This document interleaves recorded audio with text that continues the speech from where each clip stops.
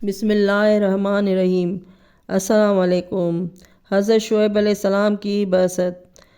حضرت شعیب علیہ السلام اہل مدین اصحاب ایکا پر مبعوث ہوئے تھے۔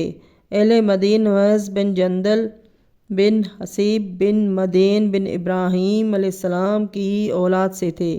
حضرت شعیب علیہ السلام کی نسل بھی مدین بن ابراہیم پر منتہی ہوتی ہے۔ اہل مدین بھی مدین بن ابراہیم کی اولاد سے تھے۔ اسی طرح آپ کی قوم آپ ہی کی آبائی نسل سے متعلق تھی۔ آپ اسی قوم میں پلے بڑھے اور جوان ہوئے۔ مقام مدین حضرت ابراہیم علیہ السلام کے فرزند مدین بن ابراہیم علیہ السلام کے نام سے موسوم ہے۔ یہاں وہ مقیم تھے اور یہی ان کی اولاد آباد ہوئی، اور ایکا اسی مقام مدین کا آخری حصہ آبادی تھا جس میں بہت بڑے بڑے باغات تھے۔ اسی بنا پر اس مقام کو ایکا کہتے ہیں۔ مدین اور ایکا کے رہنے والے دیگر بدکاریوں کے علاوہ ناپ تول میں بے ایمانی، درہم و دینار میں تراش اور قطع طریق میں بڑے ماہر تھے۔ یعنی وہ جب سودا دیتے تھے تو کم تولتے تھے، اور جب سودا لیتے تھے تو زیادہ لیتے تھے، اور درہم و دینار کو تراش کر اس سے چاندی سونا نکال لیتے تھے اور لوٹ مار کیا کرتے تھے۔ وہ سب بت پرست تھے۔ اور لطف یہ کہ ان میں سے عوام، خواص، حتیٰ کہ بادشاہ تقریباً سب ہی ایک ہی راستے پر گامزن تھے، اور سب کا کردار خراب تھا۔ خداوند عالم نے انہیں بڑی فراخی دے رکھی تھی۔ یہ دولت کے نشے میں کسی اچھی بات کی طرف دھیان بھی نہ کرتے تھے۔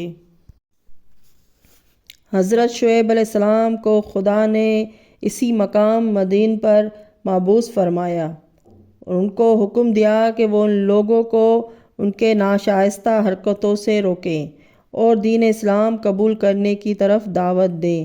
حضرت شعیب علیہ السلام نے حکم خدا کے مطابق اپنی نبوت کا اعلان کر کے وہاں کے باشندوں کو دعوت راست روی دی اور ان سے کہا کہ ایک خدا کو مانو جس نے سب کچھ پیدا کیا ہے اور سب کی زندگی اور موت کا جو مالک ہے۔ ان پتھر کے خداؤں کو مٹی میں جلا دو اور واحد یکتا خدا کی بارگاہ میں سر نیاز جھکاؤ۔ آپ کے اس اعلان سے صرف علاقہ مدین میں ہی نہیں بلکہ دور دراز مقامات تک عام چرچا ہو گیا، اور اس چرچے کا فروغ پانا تھا کہ مدین اور اس کے اطراف کے باشندے ایمان لانے لگے۔ یہ حالات دیکھ کر مدین میں بڑے بوڑھے اس کی کوشش کرنے لگے کہ لوگوں کی آمد پر قابو حاصل ہو جائے۔ چنانچہ اس لیے انہوں نے بہت سے گروہ بنا دیے اور اطراف مدین میں جا کر روزانہ بیٹھ جایا کرتے تھے اور باہر سے آنے والوں کو شعیب علیہ السلام کے خلاف اچھی بری باتیں کہہ کر بہکایا کرتے تھے۔ حضرت شعیب علیہ السلام کو جب ان کی یہ حرکت معلوم ہوئی تو آپ نے ایک جلسہ عام سے خطاب کرتے ہوئے کہا کہ میں تمہیں بتائے دیتا ہوں کہ اگر تم نے میری دعوت قبول نہ کی اور خدائے واحد پر ایمان نہ لائے اور لوگوں کو بدستور بہکانے کی صحیح جاری رکھی تو تم اسی عذاب میں مبتلا ہوگے جس طرح قوم نوح، قوم لوط اور قوم ہود علیہ السلام مبتلا ہو چکی۔ میں تمہیں ہدایت کرتا ہوں کہ اپنی حرکتوں سے باز آؤ، خدا پر ایمان لاؤ اور میری نبوت کو تسلیم کرو۔ ڈاکہ زنی چھوڑ دو، ناپ تول درست رکھو، ورنہ تباہ و برباد ہو جاؤ گے۔